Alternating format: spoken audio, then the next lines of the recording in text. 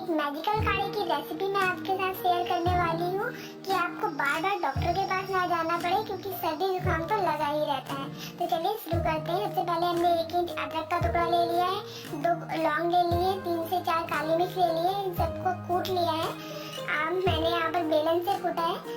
और फिर 1 गिलास पानी लेंगे, उसको एक पैन में डाल देंगे पानी को, और जो हमने ये अदरक और काली मिर्च लौंग कूटी है इसे मिला देंगे। थोड़ी सी लेमन ग्रास इस पानी में मिला देंगे, तुलसी पत्ते भी मिला देंगे। अब इस पानी को हमें जब तक ये आधा नहीं हो जाता तब तक बॉईल करना है। इसको अच्छे से बॉईल करिए। और ये एक ऐसा मेडिकल काढ़ा है जो सर्दी जुकाम बुखार को बहुत जल्दी ठीक कर देता है बिना डॉक्टर के पास जाए। तो लीजिए, मेडिकल काढ़ा तैयार है।